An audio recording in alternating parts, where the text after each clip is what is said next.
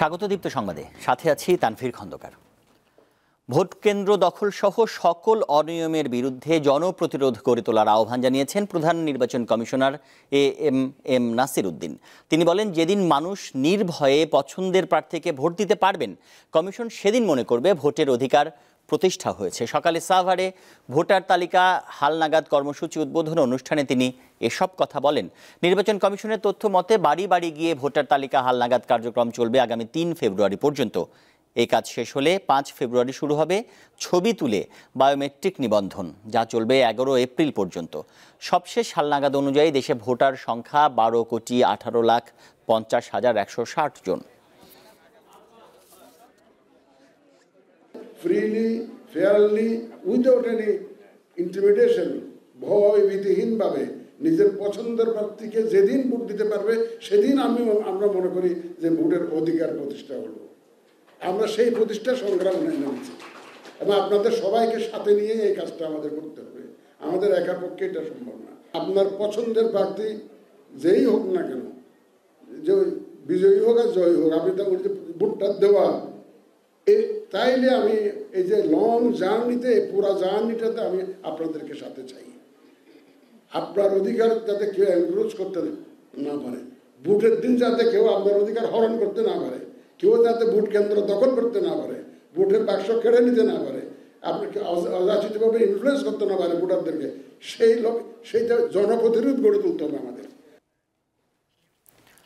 Medical কলেজে ভর্তি পরীক্ষায় অযৌক্তিক কোটা ব্যবস্থা নিরসন ও ভর্তি পরীক্ষার ফলাফল বাতিল করে পুনরায় প্রকাশের দাবিতে অবস্থান কর্মসূচি পালন করেছেন ঢাকা মেডিকেল কলেজের শিক্ষার্থীরা।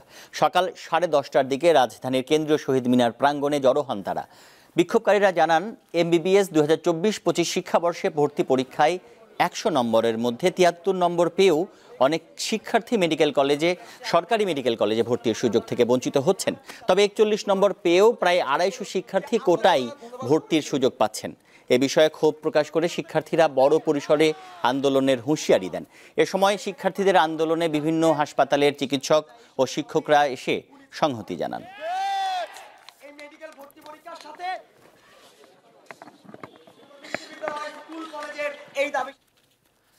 অন্তর্বর্তী সরকারের প্রধান উপদেষ্টা doctor Mohammad Yunus world economic ফোরামের সম্মেলনে যোগ দিতে 4 দিনের সফরে সুইজারল্যান্ড যাচ্ছেন। রাত 1টায় তিনি সুইজারল্যান্ডের উদ্দেশ্যে ঢাকা ত্যাগ করবেন। আগামী 25 জানুয়ারি প্রধান উপদেষ্টা দেশে ফেরার কথা রয়েছে।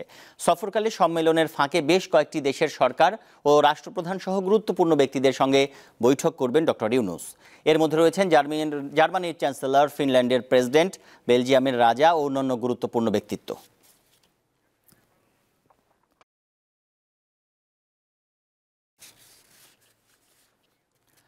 দেশকে 4 প্রদেশে ভাগের পরিকল্পনা করছে জনপ্রশাসন সংস্কার কমিশন।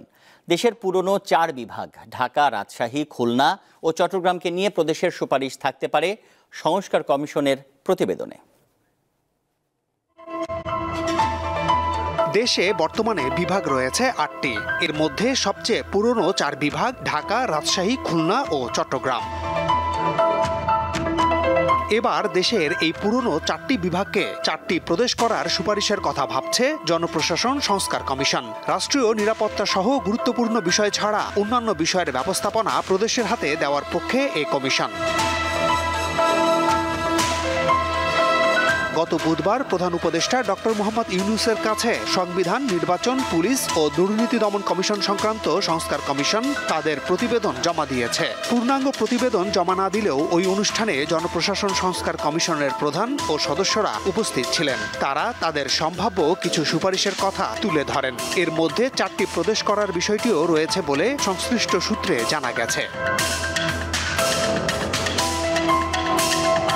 জনপ্রশাসন সংস্কার কমিশনের সম্ভাব্য সুপারিশগুলোর মধ্যে অন্যতম হল বিকেন্দ্রীকরণের অংশ হিসেবে 4টি প্রদেশ করা। এর আগে বিভিন্ন সময় নানা অনুষ্ঠানে বিভিন্ন রাজনৈতিক দলের পক্ষ থেকে বেশ কয়েকবার দেশকে বিভিন্ন প্রদেশে ভাগ করার প্রস্তাব দেওয়া হয়। সুতরাং বাংলাদেশে একাধিক প্রদেশ করার আলোচনা নতুন নয়। মাহমুদ শাওন, দীপ্ত সংবাদ, ঢাকা।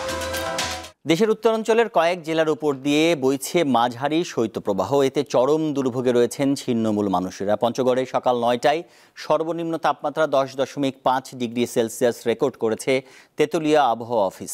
রাত থেকে সকাল পর্যন্ত ঘন কুয়াশায় ঢাকা থাকছে বিস্তীর্ণ এলাকা। কুড়িগ্রামে সকাল 6টায় সর্বনিম্ন তাপমাত্রা পরিমাপ করা হয় 11.2 ডিগ্রি সেলসিয়াস। একই সময় দিনাজপুরের সর্বনিম্ন তাপমাত্রা 12.3 ডিগ্রি সেলসিয়াস রেকর্ড করা হয়।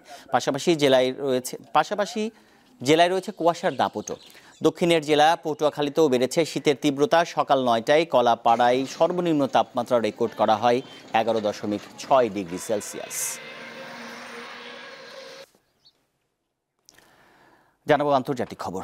যুক্তরাষ্ট্রের 47তম প্রেসিডেন্ট হিসেবে শপথ নিতে যাচ্ছেন ডোনাল্ড ট্রাম্প। তার সঙ্গে শপথ গ্রহণ করবেন vice president J.D.. Vance. Bangladesh সময় রাত 11টায় শপথ অনুষ্ঠান শুরুর কথা রয়েছে। গত 40 বছরের মধ্যে এবারই প্রথম ক্যাপিটাল হিলের ভেতরে শপথ অনুষ্ঠানের আয়োজন করা হচ্ছে। আবহাওয়া অফিস জানিয়েছে সোমবার শপথের দিন দুপুরে তাপমাত্রা -6 ডিগ্রি সেলসিয়াসের আশেপাশে থাকতে পারে। এজন্য এ সিদ্ধান্ত নেওয়া হয়েছে। অনুষ্ঠানের শুরুতেই থাকছে সঙ্গীতানুষ্ঠান ও উদ্বোধনী বক্তব্য। এরপরই ট্রাম্প পাঠ করবেন শপথ বাক্য। এ সময় আগামী 4 বছরের লক্ষ্য নির্ধারণ করবেন ট্রাম্প। পরে ট্রাম্প যাবেন সিনেট চেম্বারের প্রেসিডেন্ট কক্ষে, স্বাক্ষর করবেন গুরুত্বপূর্ণ নথিতে। এরপরই রিপাবলিকান প্রেসিডেন্ট যোগ দেবেন কংগ্রেস আয়োজিত মধ্যাহ্নভোজে।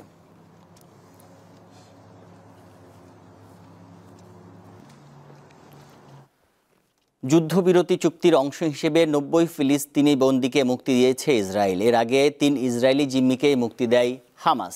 দীর্ঘ 15 মাসের রক্তক্ষয়ের পর রোববার গাজায় কার্যকর হয় বহুল প্রতীক্ষিত যুদ্ধবিরতি। মুক্তিপ্রাপ্ত বন্দীদের প্রাথমিক চিকিৎসার জন্য খান ইউনিস হাসপাতালে পাঠানো হবে বলে জানিয়েছে গাজার স্বাস্থ্য মন্ত্রণালয়।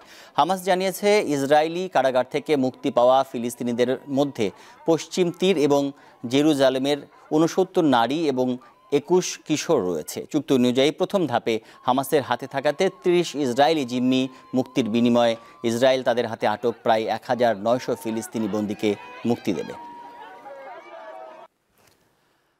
মিয়ানমারের রাখাইন রাজ্যে জান্তা বাহিনীর বিমান হামলায় শিশুসহ অন্তত 28 জন নিহত হয়েছেন, আহত হন 25 জন। রাখাইনের আরাকান আর্মি তাদের টেলিগ্রাম চ্যানেলে জানিয়েছে রবিবার যুদ্ধবিমান থেকে একটি অস্থায়ী ক্যাম্পে হামলা চালানো হয়। বার্তা সংস্থা এএফপি বলছে রাখাইনের অস্থায়ী এই ক্যাম্পে সেনা পরিবারের সদস্যদের বন্দী করে রেখেছিল আরাকান আর্মি। নিহতদের মধ্যে 9 জন শিশুও রয়েছে।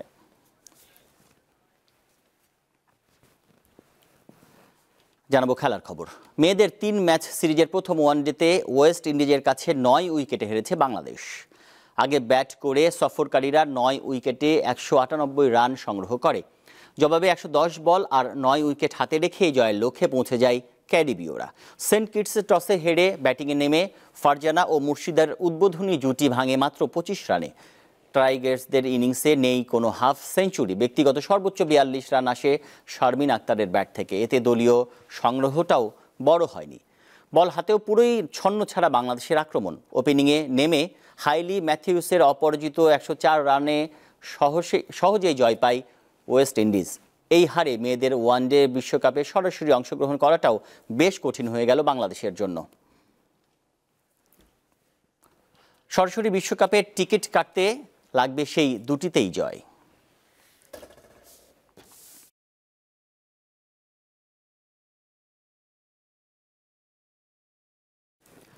এই ছিল এখনকার মতো। আমাদের পরের সংবাদ দুপুর 3টায় দেখার আমন্ত্রণ। এছাড়াও আরও তথ্য ও বিনোদনের খবর পেতে যুক্ত থাকুন দীপ্ত টিভির ডিজিটাল প্ল্যাটফর্মগুলোতে। ধন্যবাদ সবাইকে।